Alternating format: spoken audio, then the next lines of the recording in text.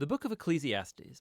It's part of the Bible's wisdom literature, and it opens with this line, the words of Kohelet, the son of David, king in Jerusalem.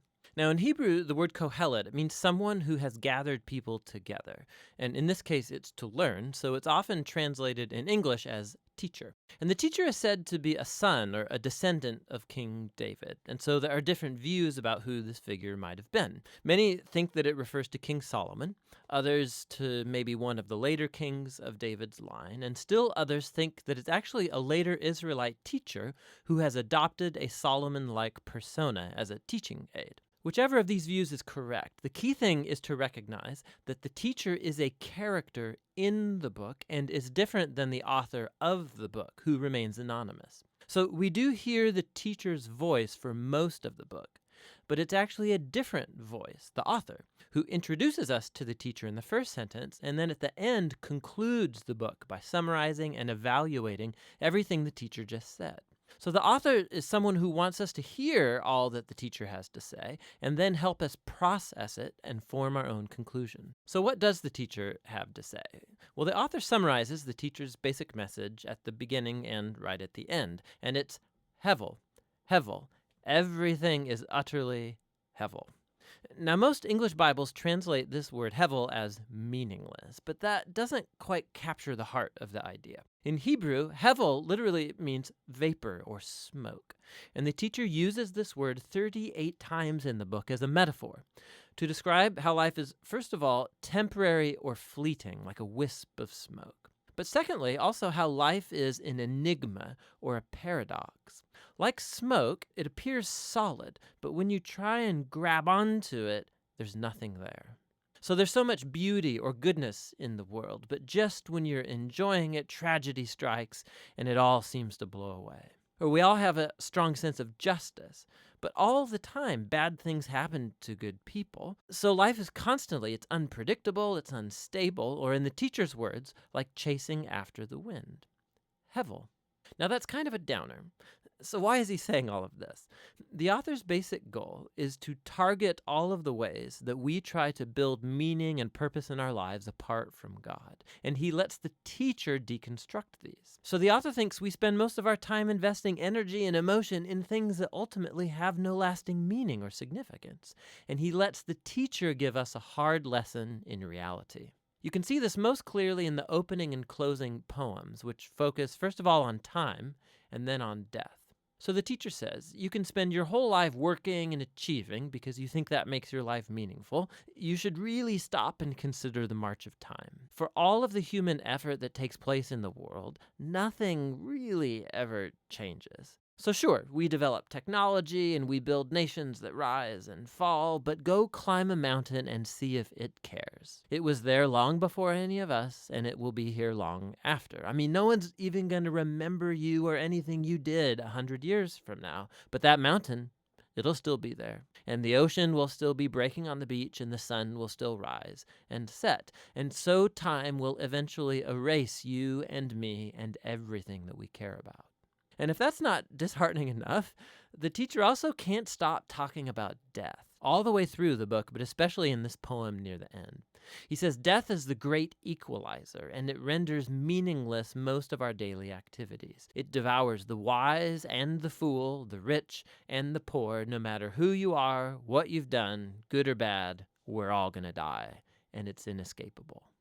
So with these two ideas in hand, the teacher goes on to consider all the activities and false hopes that we invest our lives in to find meaning and significance, like wealth or career or social status or pleasure. So you think working hard is going to make life worth it? Think about the stress and the toll that takes on you, all the anxiety and the sleepless nights. And by the time you actually earn some wealth, you're going to be too old to enjoy it anyway. And then by the time that you have to pass it on to someone, they may not even be someone who cares about anything that you did. Or maybe you think pleasure is going to make life worth it for you. Go for it. Live for your vacations, live for the weekend party. Monday always comes. Hevel, Hevel. Everything is utterly Hevel. So what does the teacher advocate then? That we become pure hedonists or relativists? Well, no, that would be Hevel too.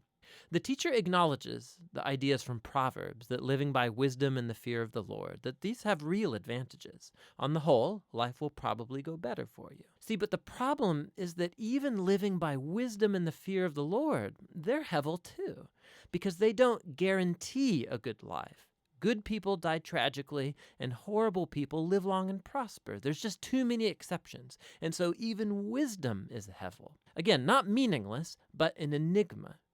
Wisdom doesn't work the way you think it should all of the time. So what's the way forward in the midst of all this hevel? And here, paradoxically, the teacher discovers the key to the true enjoyment of life under the sun. It's accepting hevel. It's acknowledging that everything in your life is totally out of your control. About 6 different times at some of the bleakest moments in his monologue, the teacher talks about the gift of God, which is the enjoyment of simple, good things in life, like friendship or family, a good meal, or a sunny day. You can't control these things. You're certainly not guaranteed them, but that's their beauty. When I come to adopt a posture of total trust in God, it frees me to simply enjoy my life as I actually experience it, not as I think it ought to be. Because even my expectations about what life ought to be are ultimately hevel. Hevel.